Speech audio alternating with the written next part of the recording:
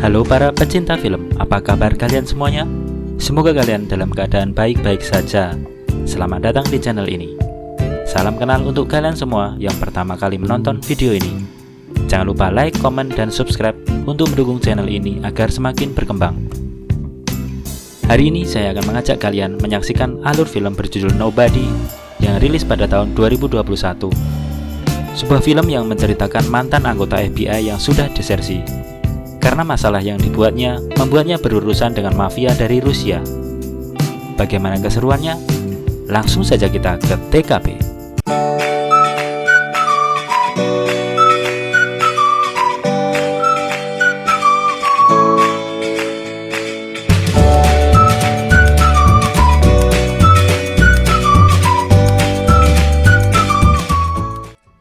Seorang pria bernama Menzel dengan tangan terborgol berusaha merokok dan berada di ruang interogasi polisi. Dua orang polisi menanyakan siapa sebenarnya dia. Dan dari sinilah cerita dimulai. Pada suatu malam, dua orang perampok pria dan wanita memasuki rumah Menzel. Para perampok meminta uang, namun Menzel hanya memiliki kartu kredit. Kemudian mereka meminta barang berharga yang dia kenakan, yaitu arloji dan sejumlah uang cash. Anaknya secara tiba-tiba menyerang salah satu perampok. Perampok yang lain menodongkan pistol ke arah anaknya. Namun, Menzel menyuruh anaknya untuk melepaskan perampok itu dan membiarkan mereka pergi. Polisi kemudian datang untuk melakukan penyelidikan, dan diketahui bahwa para perampok membobol rumah Menzel hanya menggunakan kotak pizza. Kabar perampokan cepat menyebar ke tetangga dan teman kerja Menzel. Salah seorang teman kerja Menzel memberikan pistol pada Menzel karena khawatir dengan peristiwa yang dialaminya. Pistol itu pun disimpan Menzel dalam lemari es. Pada suatu kesempatan, dia menelepon temannya yang lain. Temannya itu menanyakan alasan kenapa Menzel tidak menyerang para perampok, padahal sebenarnya kesempatannya ada. Menzel ini ternyata bukan orang biasa. Dia bisa mengenali ciri-ciri pembunuh dan termasuk jenis senjata yang digunakan. Dia sendiri sengaja tidak melawan karena tahu pistol yang digunakan oleh para perampok sudah lama tidak ditembakkan dan pelurunya ternyata kosong. Itulah alasan Menzel tidak menyerang para perampok. Peristiwa perampokan itu membuat keluarga Menzel mengalami trauma kekhawatiran. Sebagai mantan anggota FBI 20 tahun yang lalu, hati kecil Menzel berontak. Bermodal kartu anggota FBI yang sudah kadaluarsa dan sebuah pistol, Menzel memburu para perampok tadi. Lalu, bagaimana caranya? Seperti yang sudah saya bilang di awal tadi, Menzel cukup jeli mengamati ciri khas para pelaku, yakni ada tato burung di lengan mereka. Bermodal inilah Menzel pergi ke tukang tato dan menanyakan keberadaan orang-orang yang memakai tato tersebut. Menzel lalu mendatangi rumah sang perampok. Sepertinya mereka pasangan kekasih. Menzel memukul muka perampok laki-laki bernama Louis, kemudian menodongkan pistolnya kepada mereka. Menzel meminta arloji dan gelang anaknya untuk dikembalikan. Sebuah tangisan bayi terdengar dari kamar sebelahnya. Menzel beranjak dan mencoba membuka kamar di sebelahnya, dan dilihatnya seorang bayi yang memakai alat bantu pernapasan. Menzel segera pergi meninggalkan rumah itu dengan sedikit penyesalan. Dalam perjalanan pulang, sebuah mobil berisi beberapa pria mabuk menyerempet busnya sehingga busnya berhenti. Para pria masuk ke dalam bus sambil tetap minum-minum. Karena emosi dengan kehadiran para pria itu, Menzel menantang para pria untuk berkelahi.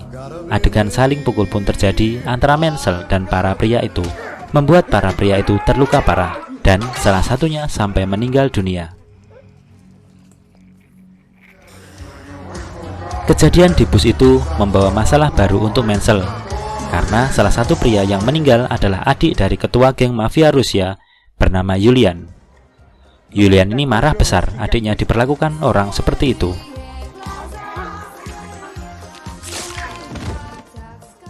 Yulian sempat ke rumah sakit menengok para pria yang terluka akibat diserang Menzel. Kemudian salah seorang pria memberikan kepadanya kartu e-money milik Menzel yang ketinggalan di bus untuk diidentifikasi identitas orang yang menyerang mereka, karena mereka tidak mengenal identitas pria yang menyerang mereka. Melalui tim IT-nya, Yulian berhasil mendapatkan data pribadi Menzel termasuk alamat tempat tinggalnya. Dan malam itu, ketika keluarga Menzel sedang makan malam, Tiba-tiba serombongan pasukan bersenjata lengkap masuk rumah Menzel. Melihat gelagat mencurigakan, Menzel menyuruh anak dan istrinya masuk ke ruang perlindungan. Menzel mematikan lampu rumahnya sehingga para penjahat itu kesulitan melihat. Sempat terjadi beberapa tembakan yang diarahkan ke Menzel, sebelum akhirnya Menzel dilumpuhkan dengan alat setrum listrik oleh salah satu penjahat. Mereka kemudian memasukkan Menzel ke dalam bagasi untuk dibawa pada bos mereka, yaitu Julian. Dengan trik khusus, Menzel melepas borgol yang mengikat tangannya. Dia mengambil alat pemadam kebakaran yang tersembunyi di sisi bagasi, kemudian menyemprotkan ke sisi depan mobil, sehingga mobil oleng dan menabrak tiang listrik. Semua orang di mobil itu tewas kecuali Menzel. Menzel kemudian menelepon ayahnya agar berhati-hati, karena masalah yang menimpa Menzel semakin melebar. Dia kemudian kembali ke rumah dan menyuruh istri dan anaknya untuk mengungsi sementara waktu sampai Menzel membereskan semuanya. Setelah istri dan anaknya pergi, Menzel mengumpulkan para penjahat tadi yang terluka di rumahnya. Kemudian Menzel menceritakan masa lalunya ketika dia menghabisi orang-orang yang pernah bermasalah dengannya. Tetapi sebelum dia selesai bercerita, para penjahat itu sudah keburu mati. Dan sebagai akhir cerita itu, Menzel membakar penjahat itu bersama seisi rumahnya. Dengan kejadian itu, Menzel merasa terusik dan tidak terima. Di tempat lain, yaitu di sebuah panti jompo, seorang pria bernama Dave, yaitu ayah kandung Menzel, tengah tidur. Namun ada dua orang anggota geng utusan Julian berniat membunuhnya. Ketika dua orang itu menodongkan pistol ke arah Dave dengan cepat sudah menembak mereka berdua. Ternyata Dave ini bukan orang sembarangan. Walaupun sudah kakek-kakek, dia terlatih menggunakan senjata api. Dengan hartanya yang tersisa, Menzel membeli sebuah gedung dan merakit senjata, sepertinya untuk persiapan perang. Setelah semuanya siap, dia mendatangi perusahaan pencucian uang milik Julian. Dia menghabisi setiap orang yang berada di dalamnya, serta membakar seluruh uang di perusahaan itu.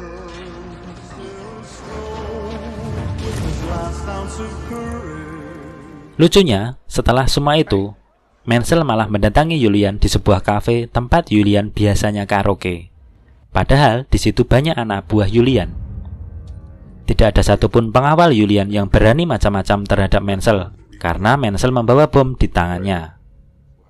Di situ mereka sebenarnya sedang negosiasi agar mereka menyudahi semuanya dan menganggap impas atas kejadian yang menimpa masing-masing. Julian sepertinya tidak deal dan tidak menerima negosiasi itu. Menzel kemudian keluar kafe dan pergi dari tempat itu, namun Julian dan anak buahnya mengejar Menzel sambil menembaki mobilnya. Menzel terdesak di sebuah gedung yang sudah dibelinya tadi. Dan ketika dia putus asa, dari atas gedung, ayah dan saudaranya membantu Menzel dengan menembaki Julian dan anak buahnya.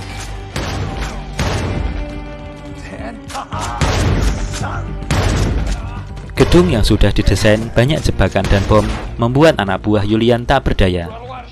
Satu persatu anak buah Julian menemui ajal tanpa sempat memberikan perlawanan. Dan pada momen ini, saya suka sekali pada aksi Dave, ayah Menzel. Meskipun sudah kakek usur, namun masih mahir menggunakan senjata. Saking asiknya mereka main tembak-menembak, Menzel, ayahnya dan saudaranya kehabisan peluru. Dalam keadaan panik, karena Julian terus menembaki mereka, Menzel mengeluarkan bom yang sudah dirakitnya. Menzel mengambil sebuah pintu kaca, menempelkan bom di kaca itu, kemudian berlari ke arah Julian sambil menggunakan pintu kaca itu untuk berlindung dari tembakan Julian. Dan dalam beberapa detik, bom meledak dan menewaskan Julian. Di akhir film ini dikisahkan, Menzel dan BK istrinya membeli sebuah rumah baru, tentunya dengan basement khusus untuk perlindungan jika terjadi sesuatu. Demikian alur cerita hari ini, sampai jumpa.